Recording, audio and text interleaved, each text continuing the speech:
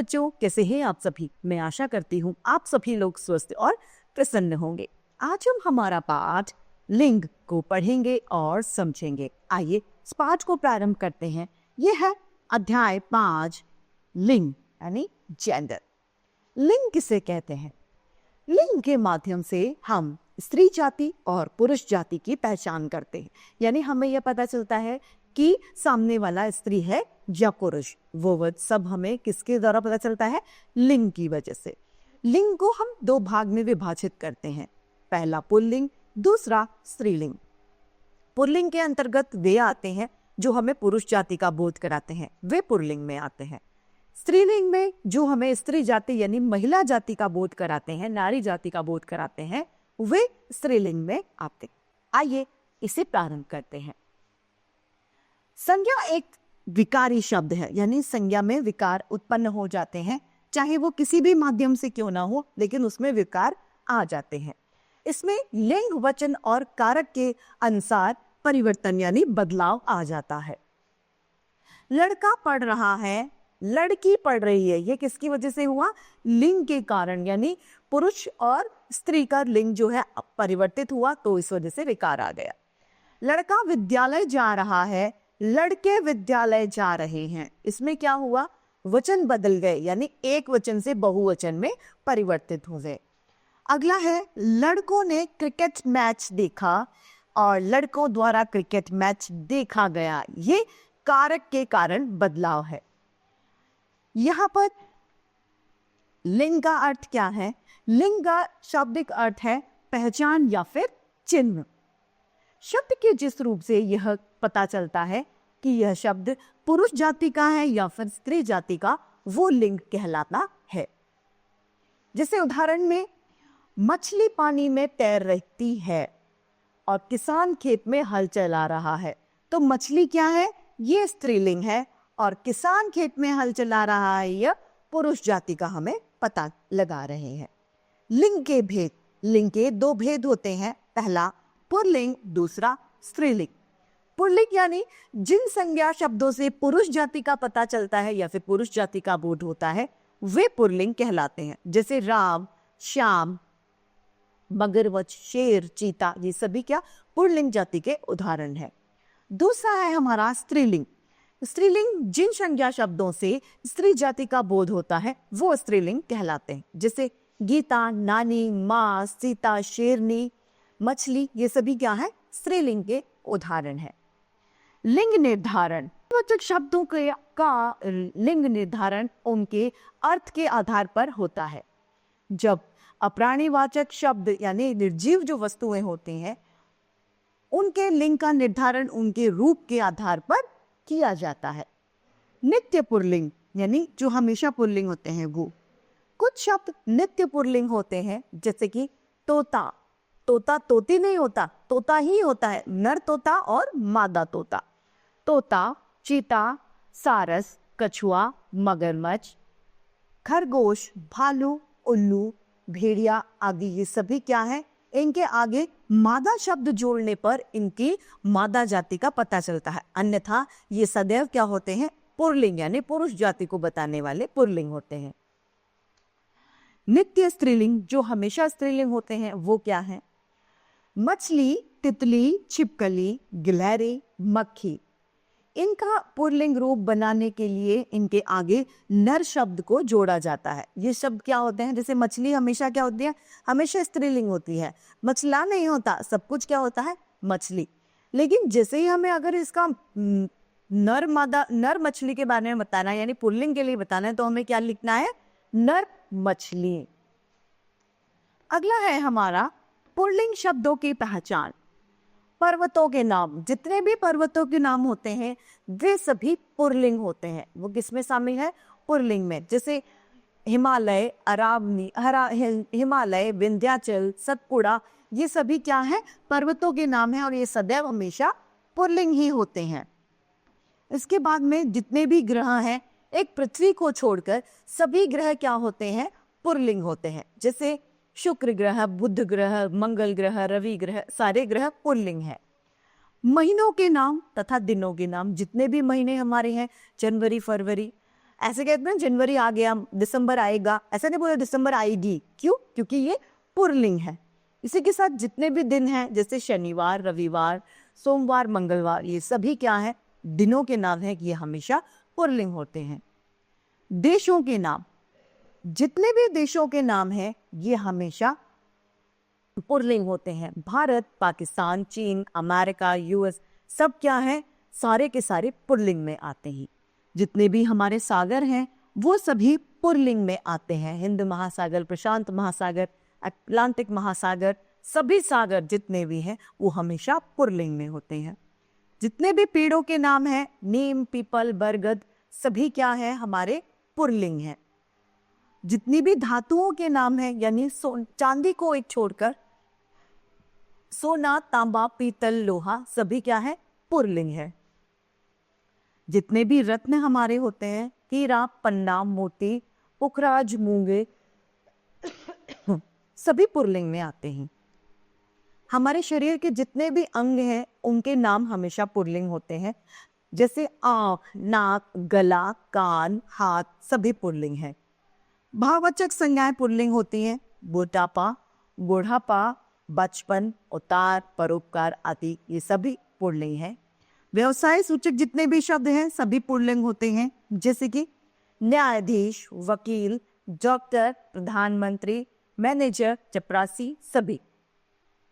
सभी स्थानों के नाम, कमरा, हॉल, पुस्तकालय, चिकित्सालय, मंदिर, सभी क्या है? पुल्लिंग होते हैं।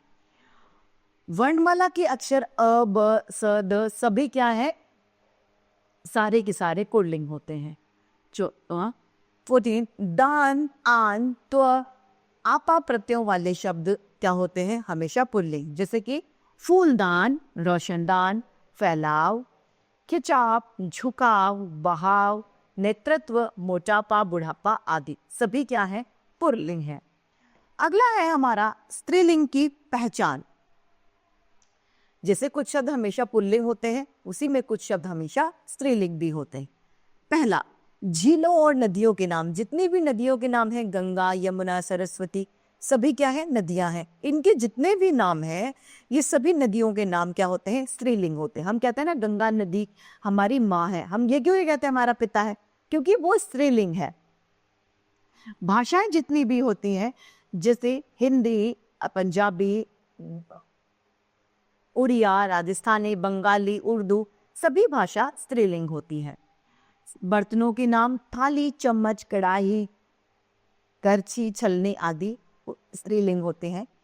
शारीरिक अंग हैं, पलक, छाती, कमर, नाक, जीभ, उंगली, ये सभी स्त्रीलिंग होती हैं। कोमल भावों के नाम, दया, करुणा, ममता, खुशी, संवेदना आदि पुल्लिंग आदि स्त्रीलिंग है। शक्रांत विदेशी शब्द जैसे कि नालिश, कोशिश, लाश, तलाश, बारिश आदि सभी क्या है? सभी के सभी स्त्रीलिंग शब्द हैं। अब पुल्लिंग से स्त्रीलिंग बनाने के कुछ नियम है। यदि हम अ के स्थान पे आ कर दे तो क्या हो जाता है? पुल्लिंग से स्त्रीलिंग में परिवर्तन हो जाता है। जैसे महोदय का महोदया, बाल का बाला, आचार्य आचार्या, छात्र छात्रा, सुत सुता, अध्यक्ष अध्यक्षा, भवदीय भवदीया, प्रिय प्रिया, आदरणीय आदरणीया, वृक्ष वृद्ध वृद्धा, शिष्य शिष्या, मूर्ख मूर्खा। दूसरा बिंदु है, यदि अ और आ की जगह हम ई कर दें तो पुल्लिंग से स्त्रीलिंग में परिवर्तन आ जाता है। चाचा का चाची, दास का दासी, नाना नानी, पुत्र पुत्री, बेटा बेटी, देव देवी, ब्राह्मण ब्राह्मणी, रस्सा रस्सी, नर नारी। अगला है हमारा आ को इया करके, यदि हम आ को इया कर दे तो स्त्रीलिंग से पुल्लिंग से स्त्रीलिंग में बदलाव होगा। लोटा लुटिया, चूहा चूहिया, बूढ़ा बुढ़िया, बंदर बंदरिया, डिब्बा डिबिया, चिड़ा चिड़िया। अगला बिंदु है, शब्द के आखिर में इन को जोड़ दें तो पुल्लिंग से स्त्रीलिंग बन जाता है। जैसे पंडित पंडिताइन, धोबी धोबिन, सोनार सोनारिन, ग्वाला ग्वालिन, पापी पापिन, नाग नागिन, पुजारी पुजारिन। शब्द के आखिर में आइन जोड़ दें तो पुल्लिंग से स्त्रीलिंग में बदलाव आ जाता है। लाला ललाइन, हलवाई हलवाइन, ठाकुर ठकुराइन, पंडित पंडिताइन, पंडा पंडाइन, बाबू बबुआइन।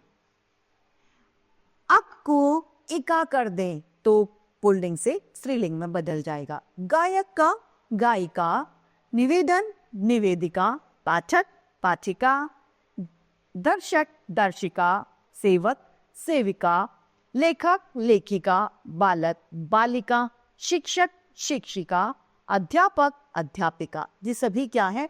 पुल्लिंग से स्त्रीलिंग में बदलाव वाले शब्द हैं। अगला है, यदि शब्द के आखिर में हम नी जोड़ देते हैं तो पुल्लिंग से स्त्रीलिंग बदल जाता है।